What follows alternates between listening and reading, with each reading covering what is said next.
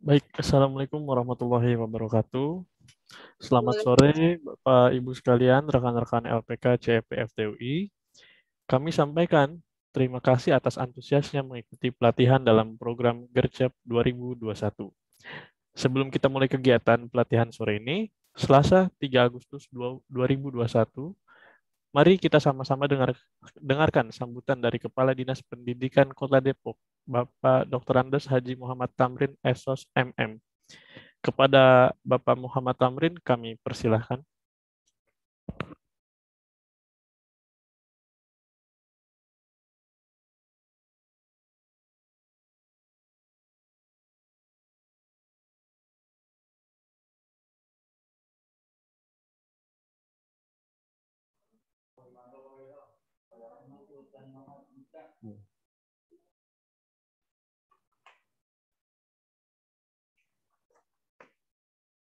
Assalamualaikum warahmatullahi wabarakatuh.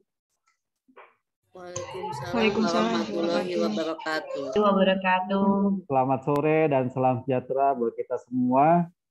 Yang saya hormati panitia penyelenggara kegiatan pelatihan dan juga yang saya hormati para peserta, Bapak Ibu tenaga pendidik di jenjang anak usia dini yang saya hormati. Alhamdulillah sore hari ini saya bisa hadir di tengah-tengah pelaksanaan kegiatan pelatihan ini dan tentunya saya mohon maaf kemarin tidak bisa mengikuti acara pembukaan karena memang jadwal ternyata ada miskomunikasi terkait dengan jadwal dan saya pada kesempatan sore hari ini berupaya untuk bersilaturahmi dengan Bapak Ibu semua di acara sore hari ini. Baik Bapak Ibu sekalian, ini yang pertama saya sangat apresiasi sekali kepada penyelenggara dalam hal ini adalah dari LKP CP Fakultas Teknik UI yang sudah memfasilitasi kegiatan ini. Terima kasih. Kemudian juga ini terkait dengan materi kegiatan ya tentunya saya harapkan bisa memberikan manfaat buat Bapak Ibu semua, khususnya para tenaga pendidik anak usia dini dalam situasi proses pembelajaran di masa pandemi ini. Ini sangat luar biasa sekali dengan situasi pandemi ini ternyata kita dipacu untuk lebih menguasai terkait dengan proses pembelajaran jarak jauh.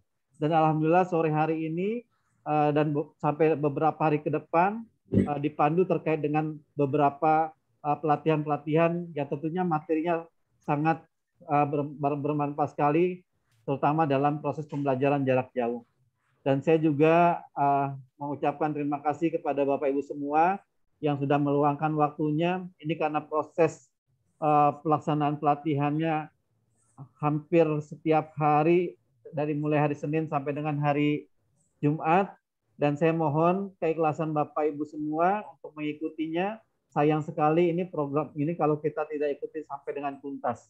Jadi mudah-mudahan dengan kita mengikuti kegiatan ini sampai dengan tuntas, sedikitnya bisa memberikan pencerahan buat kita semua, terutama dalam proses pembelajaran jarak jauh yang tentunya semua ini berbasis IT yang sekarang ini kita perkenalkan kepada seluruh peserta didik yang ada di Kota Depok ini. Terakhir dari saya, sekali lagi dengan kegiatan pelatihan ini, apapun yang diberikan oleh narasumber, ya tentunya saya yakin bisa memberikan manfaat buat Bapak Ibu semua dan berharap bahwa ilmu yang diberikan bisa diimplementasikan dalam proses pembelajaran khususnya di masa pandemi ini. Sekali lagi terima kasih. Saya ucapkan selamat mengikuti pelatihan. Mudah-mudahan dalam mengikuti kegiatan ini semua kita diberikan kemudahan, kelancaran, dan kesehatan buat kita semuanya. Terima kasih. Bila topik wa hidayah. Assalamualaikum warahmatullahi wabarakatuh. Waalaikumsalam warahmatullahi wabarakatuh. Waalaikumsalam warahmatullahi wabarakatuh. Baik, terima kasih Pak Kadisdik atas sambutannya dan telah memberi dukungan dalam program Gercep ini. Saya kamera kok nggak bisa, kenapa ya? Sebelumnya untuk para peserta, untuk mikrofonnya harap dinonaktifkan. Terima Udah. kasih. Baik, kita akan mulai acara sore kali ini. Sebelumnya saya akan sedikit memutarkan video.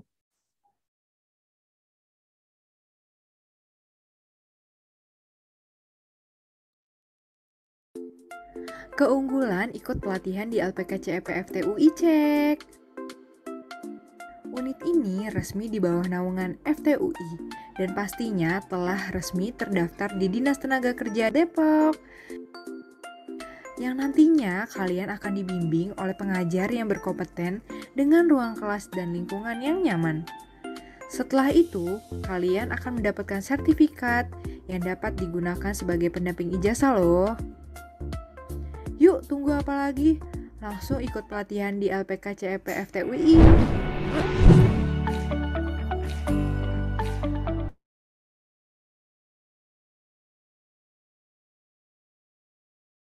Oke, baik.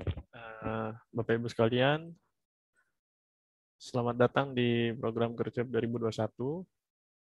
Kali ini perkenalkan, nama saya Muhammad Sultan Mahardika, salah satu pengajar dari LKP CEP FTUI. Di kesempatan kali ini, saya akan sedikit berbagi mengenai penggunaan Google Drive, pengertian, manfaat, dan sebagainya.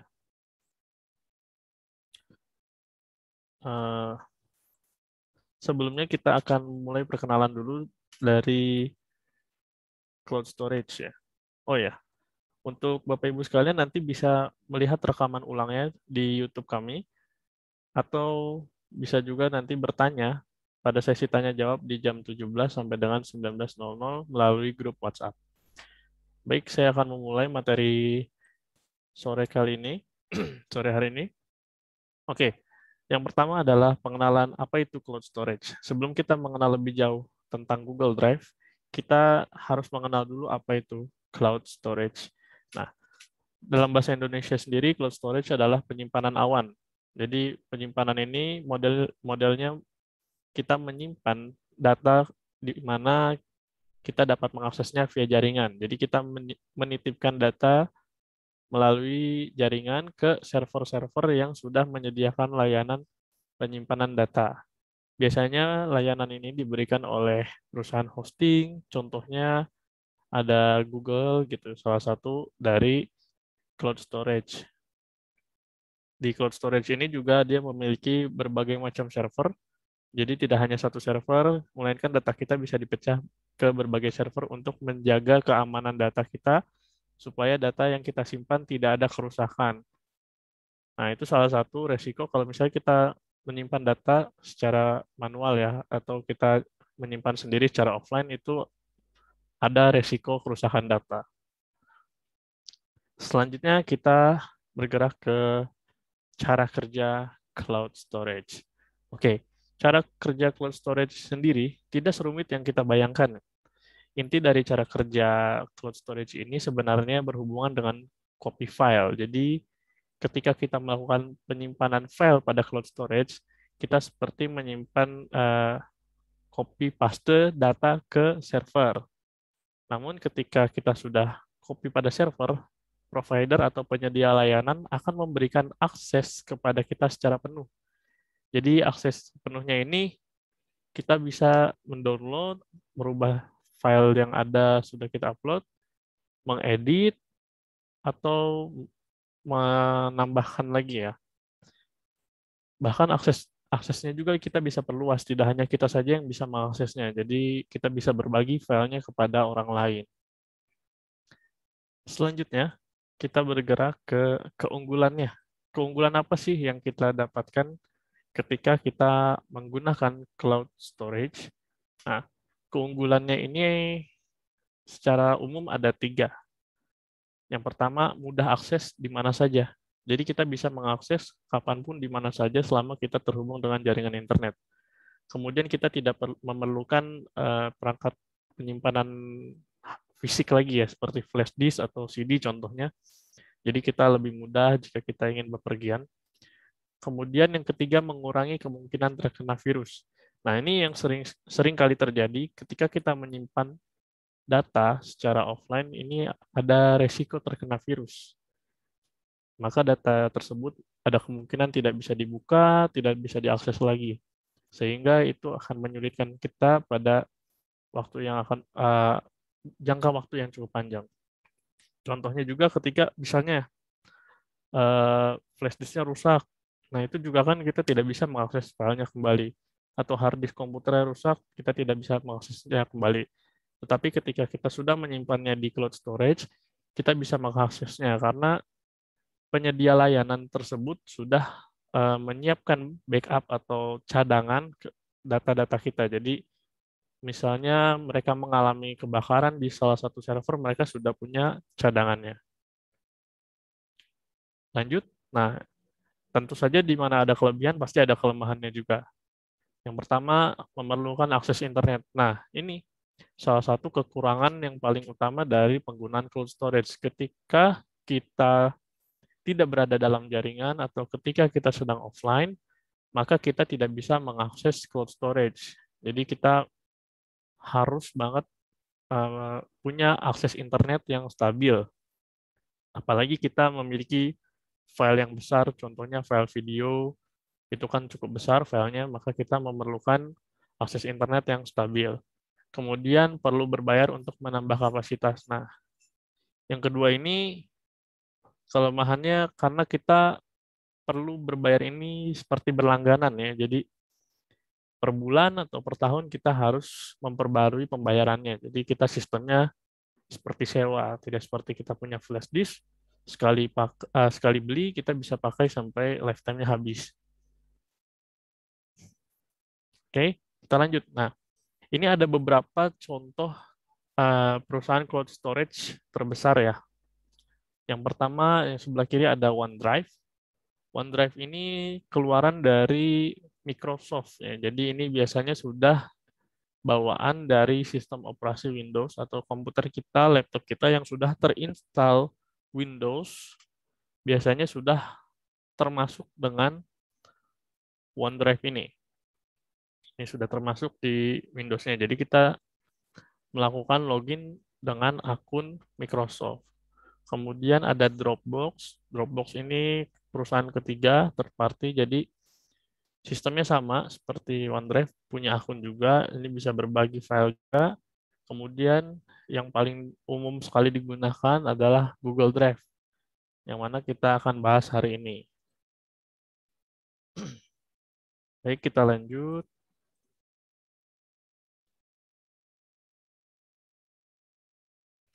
Nah, Google Drive. Apa itu Google Drive ya?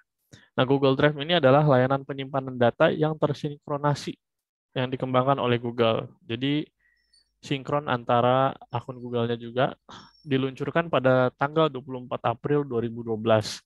Nah, Google Drive ini memungkinkan penggunanya untuk menyimpan data di server Google dan mensinkronasi data perangkat yang berbeda. Jadi, ketika kita punya akun Google Drive, kita bisa menyimpannya dari komputer, dari HP, dari laptop, dari tablet, kita bisa melakukannya. Jadi saling terhubung satu sama lainnya. Nah, lanjut. Apa saja yang diperlukan untuk memiliki Google Drive? Yang pertama, kita memerlukan perangkat komputer atau handphone, tablet, atau laptop. Yang kedua, tentunya koneksi internet. Dan yang ketiga, akun Google. Nah, akun Google ini pasti sudah pada punya ya. Apalagi yang sudah menggunakan handphone Android, kemungkinan pasti perlu login dengan akun Google. Selanjutnya, nah ini ada keunggulan dari Google Drive sendiri ya, dibanding dengan kompetitornya. Yang pertama, tersinkron di berbagai perangkat. Nah, tersinkron di berbagai perangkat ini gimana? Jadi kita bisa menyinkronkan atau menyamakan data yang ada di komputer kita dan di handphone kita misalnya. Jadi data yang ditampilkan itu sama. Dan yang kedua, dapat dihubungkan ke layanan Google lainnya.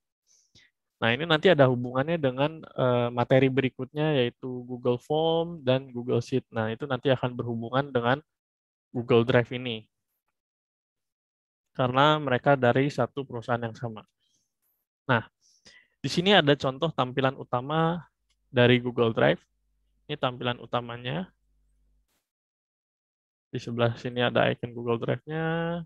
Kemudian di sini untuk mencari file, dokumen. Ini akun yang login. Kemudian ini ada file-filenya ya di bawah sini.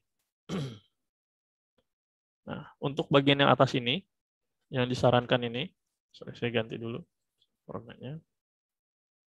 Nah, untuk bagian yang disarankan ini adalah file-file yang biasanya baru saja kita upload atau baru saja kita buka filenya di dalam Google Drive. Oke, kita lanjut ke panel berikutnya. Nah, ini ada fungsi-fungsi tombol utamanya ya. Jadi kan tadi kita sudah lihat di sebelah kiri ini ada beberapa tombol. Saya akan coba jelaskan satu persatu. Nah, di sini ada fungsi tombolnya. Yang pertama ini ada baru. Baru ini yang artinya kita bisa menambahkan file baru, folder baru, atau dokumen baru menggunakan tombol yang satu ini. Kemudian di sini ada drive saya.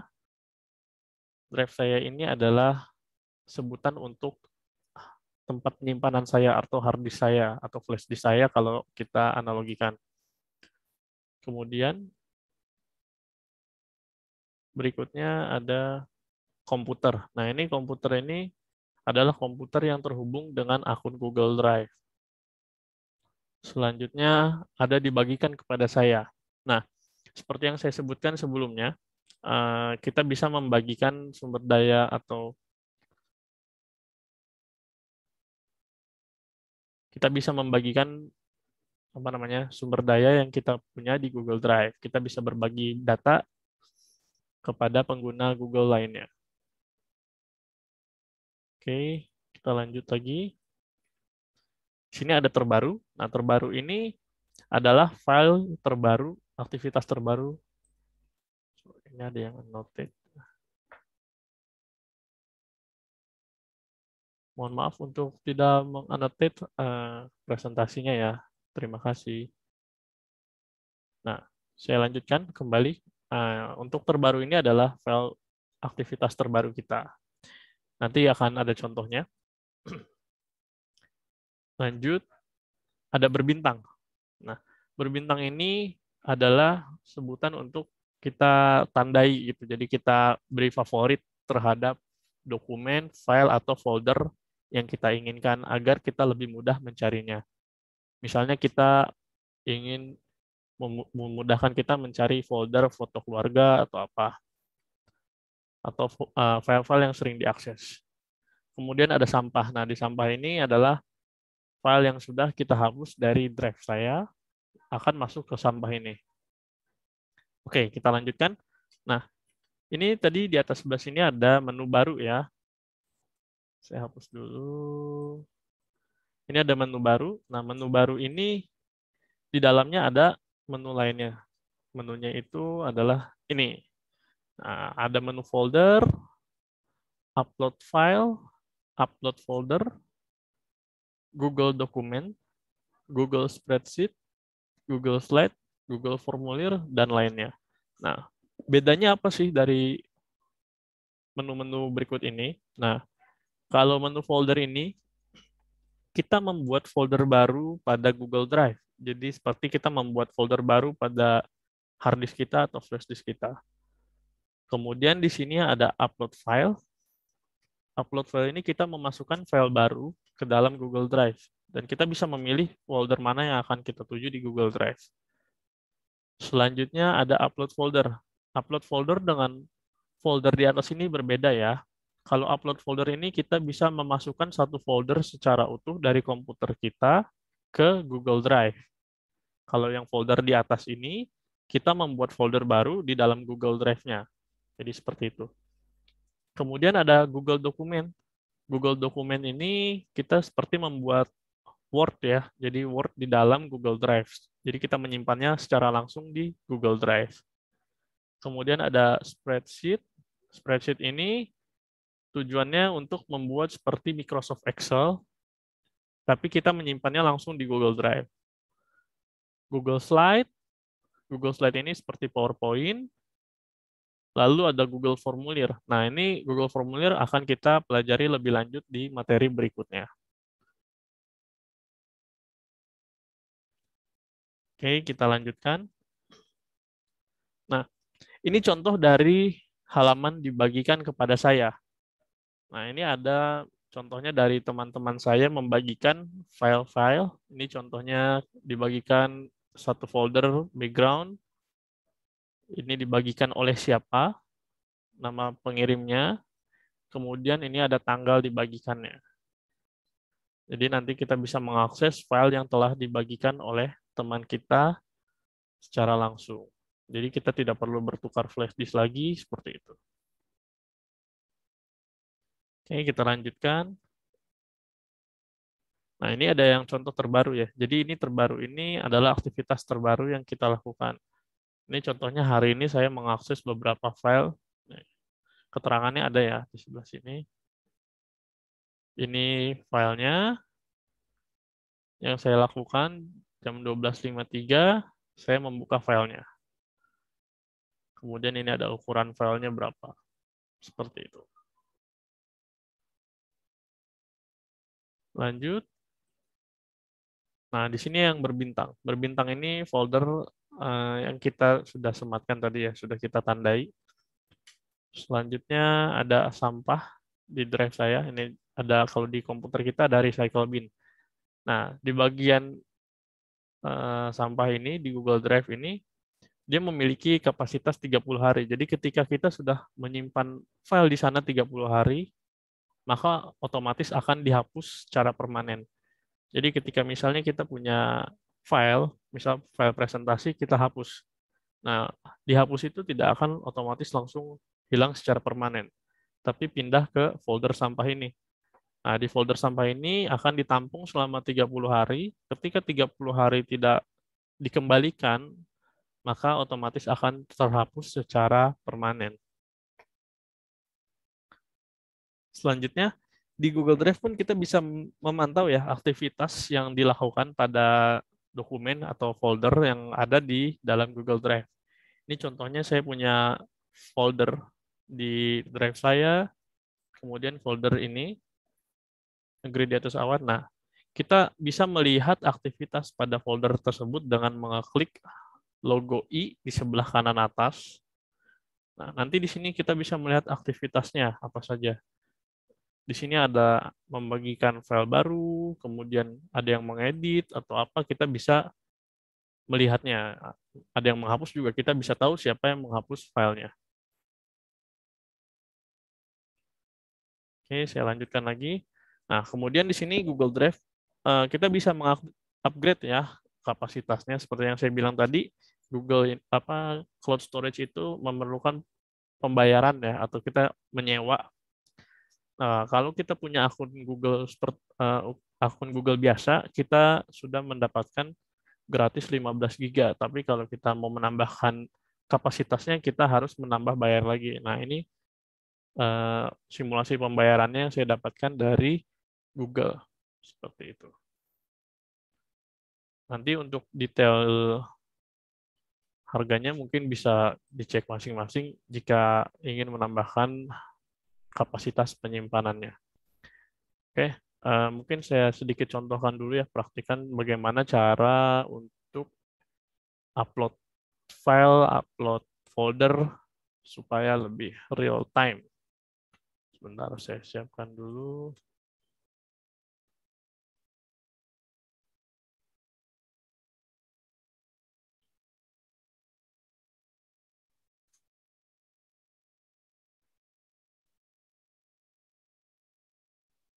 Ya, ini di sini ada contoh akun Google ya. Saya sudah menyiapkan. Ini adalah tampilan utamanya. Saya ganti bahasanya dulu mungkin ya. Sebentar.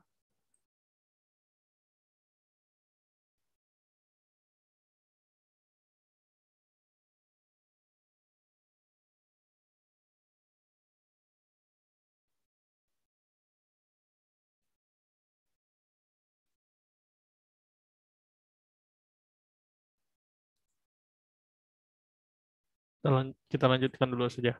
Oke, ini cara upload filenya ya. Pertama kita klik baru. Di sini karena bahasa Inggris jadi new. Kemudian kita misalnya ingin membuat folder baru ya. Jadi kita pilih folder. Lalu di sini kita bisa menambahkan nama foldernya. Misalnya contoh Gercep 2021. Lalu kita pilih buat atau create. Nah, ini nanti foldernya akan terbuat secara otomatis. Kita klik 2 kali seperti kita membuka folder pada komputer. Kemudian di sini kita bisa drag and drop filenya dari komputer secara langsung. Contohnya di sini misalnya saya mau memasukkan file foto ini ya. Kita bisa drag and drop ke sini. Kita klik, tahan, kemudian kita geser ke sini. Kita lepas, maka filenya akan terupload secara otomatis.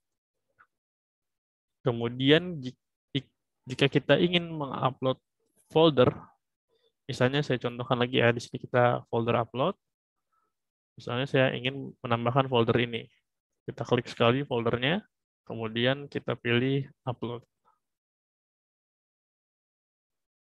Nah, maka akan terupload satu folder sekaligus.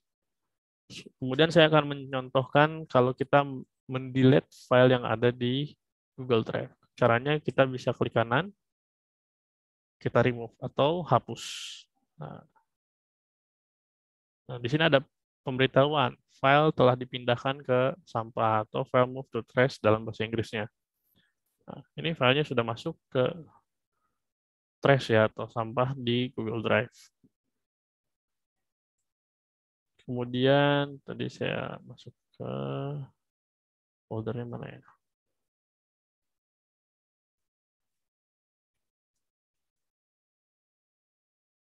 Nah, selanjutnya saya akan menyontohkan untuk kita membagikan folder ini kepada teman kita. Contohnya kita share ya.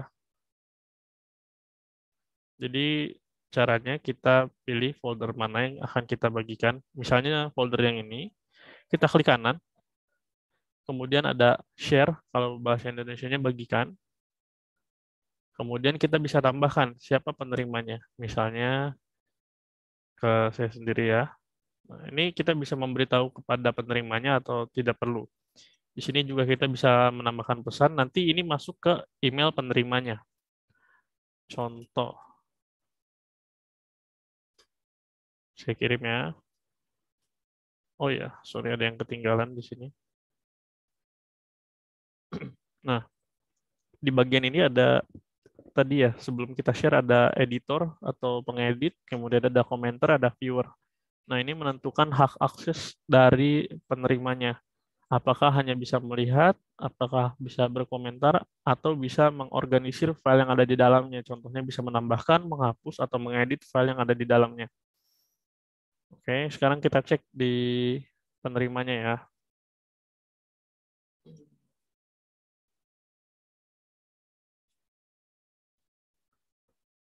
Nah, ini contoh email dari sharing foldernya. Kita bisa langsung klik open dari emailnya. Kita klik open, maka akan terarahkan. Nah, ini langsung ada folder contoh gercep dengan akun yang berbeda. Seperti itu. Oke, mungkin untuk materi hari ini cukup sekian. Jika ada pertanyaan, bisa langsung ditanyakan nanti jam 17.00 melalui WhatsApp group. Pertanyaan akan dibuka mulai dari 17.00 sampai dengan 19.00. Kemudian untuk peserta jangan lupa untuk mengisi daftar hadir yang telah dikirimkan melalui kolom chat di Zoom saat ini. Sekian materi hari ini dari saya. Terima kasih. Wassalamualaikum warahmatullahi wabarakatuh.